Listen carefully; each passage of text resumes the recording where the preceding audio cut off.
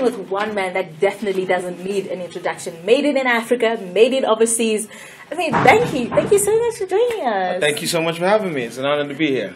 Oh wow! So tell us, your career has always amazed me and surely many other people. Oh, thank you so much. Born in the States, moved back to Lagos, and then Right. back to the States. Tell us, how did it all start? How did it start? While I was in the States, in university in New York, I started recording, and the music kind of found its way into Africa and into Nigeria.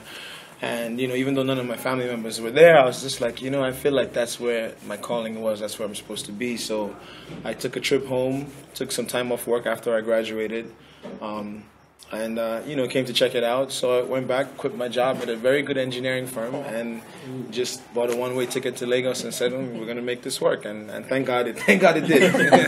Are you based in Nigeria now? Yeah, I'm based in Nigeria. I go back and forth. My entire immediate family, my parents and my siblings live in the States. So I do go back and forth quite a bit, but I'm based in Lagos. Lagos is home.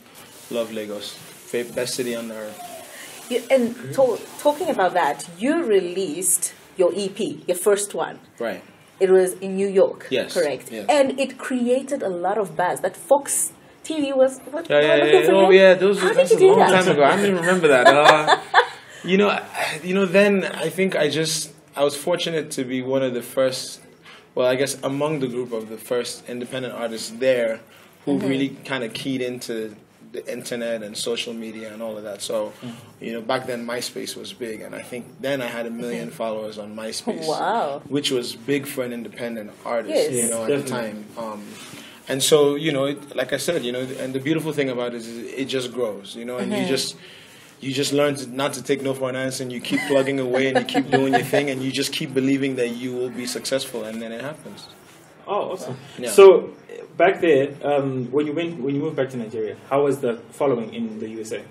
There's a pretty big African community all around the world, really. Yeah. So in the US, in Europe, there's Africans really anywhere that you go. Yeah.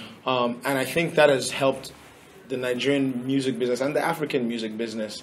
It's helped us. It's been like a springboard. So those pockets of Africans everywhere kind of create the market for African music to enter. And now you hear the big Afrobeats craze in the UK, exactly. And it's breaking in Houston and Atlanta, and it's all because there's a lot of Africans everywhere, and there are a lot of influential Africans everywhere. So it's a beautiful thing. I mean, it's all kind of coming together. This is an exciting time because I think that African music is the next big frontier. So you had Jamaican music at one point, the whole reggae dance hall movement. You've had reggaeton with the Spanish guys and merengue and all of that. I think African music is the next big thing. I do too. High five. There we go. So tell me, what would you say were the major challenges that you faced back then before you're the big brand that you are now? Major challenges, I would say, everybody goes through challenges. Yeah. I think that some of my major challenges were life challenges. So at one point I had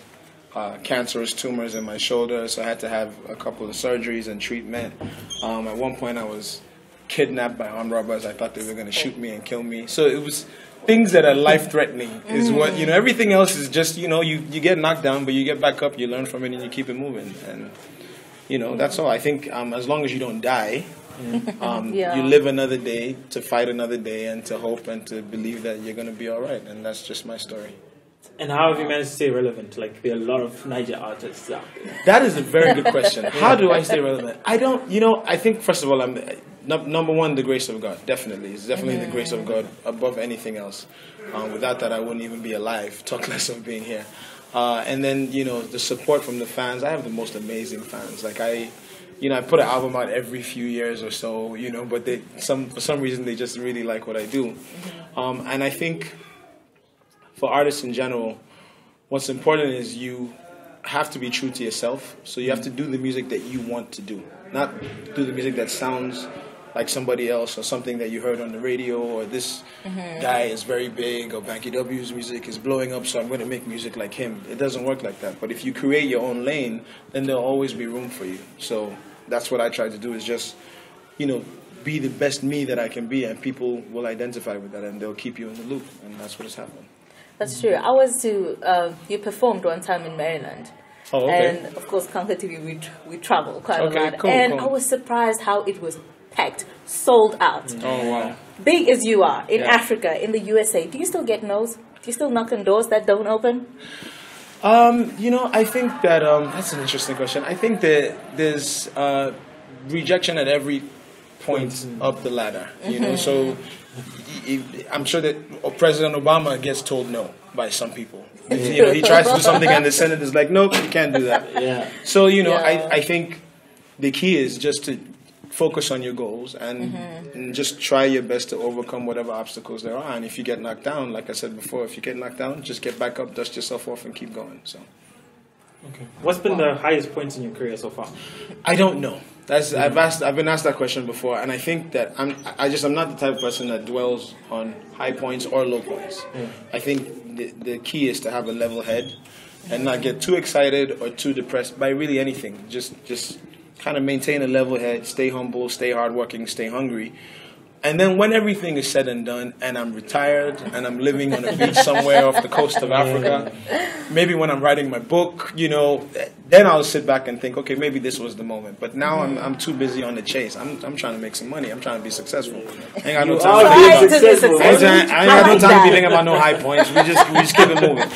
I really like that. Thank you so much You're for very joining welcome. us today. It was Thanks for really a having me. pleasure to hear you. New start. music coming soon, by the way. When? New single, probably in June. If not June, definitely July.